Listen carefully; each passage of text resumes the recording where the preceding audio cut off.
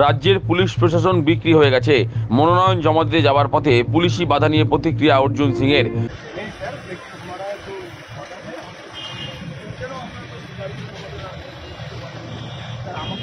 Madam Arjun Singh sir telephone exchange में रोके हैं, क्या करूं मैडम? ना ना मैडम, टेलीफोन एक्सचेंज আমি আটকে রেখেছি ম্যাডাম। সোমবার মনোনয়নপত্র জমা দিতে যাওয়ার পথে পুলিশি বাধার মুখে পড়লেন ব্যারাকপুর কেন্দ্রের বিজেপি প্রার্থী অর্জুন সিং। বারাসাত কলোনি মোড় পেরিয়ে ব্রিজে ওঠার মুখেই তার গাড়ি আটকে দেওয়া হয়। শেষমেশ ঘুরপথে পায়ে হেঁটে বিজেপি প্রার্থীকে জেলা নির্বাচনী আধিকারিকের দপ্তরে পৌঁছাতে হয়। তিনি পুলিশের বিরুদ্ধে হেনস্থার অভিযোগ করেন। কখনো ওখানে এদের ইনস্ট্রাকশন তো দেওয়া হবে, কখনো কোন রাস্তা দিয়ে পাঠাচ্ছে, কখনো কোন রাস্তা দিয়ে পাঠাচ্ছে। আপনি যে ক্যাটাগরি আগে থেকে পুলিশের ইনফরমেশন ছিল না? সব ইনফরমেশন দেওয়া আছে। তাহলে তার মানে বুঝতে পারছেন কিভাবে হ্যারাসমেন্ট করা হচ্ছে এখানে। মনোনয়ন পেশের পর বিজেপি প্রার্থী বলেন, পুলিশ যেভাবে তাকে মিসগাইড করেছে তার জন্য পুলিশের বিরুদ্ধে তিনি নির্বাচন কমিশনে নালিশ জানাবেন। আজকেই কমপ্লেন করব যেভাবে পুলিশ ওভার অ্যাকশন করেছে, আমাদেরকে মিসগাইড করেছে, তার এগেনস্টে আমরা পুলিশের এগেনস্টে আমরা যাব ইলেকশন কমিশন। হঠাৎ এটা করার কারণটা কি জানি না।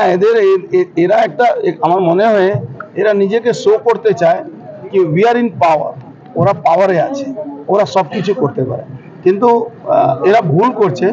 পাওয়ার কবে যে শর্ট হয়ে যায়, যখন শর্ট হয়ে যাবে তখন বুঝতে পারবে। তার অভিযোগ, রাজ্যের পুলিশ প্রশাসন বিক্রি হয়ে গেছে, ওরা ক্ষমতা দেখাতে চাইছে। এখানকার পুলিশ প্রশাসন বিক্রি হয়ে গেছে, তথাকথিত বিক্রি হয়ে গেছে, সেল হয়ে গেছে।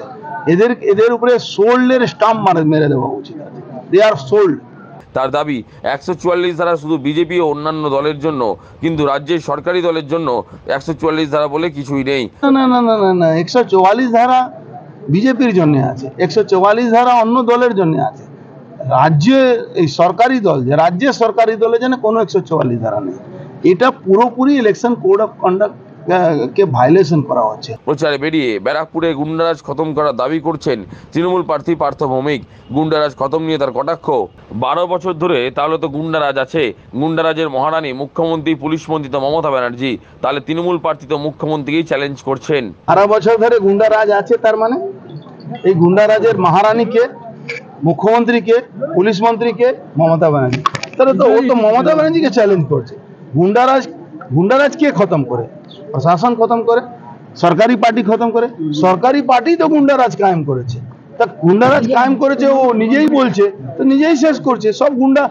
আপনি যে কোনো মঞ্চে চলে যান, তৃণমূল মঞ্চে প্রার্থী ডান দিকে বাঁ দিকে দেখবেন এনডিপিএস খাওয়া আসামিগুলো কাউন্সিলর হয়ে বসে আছে।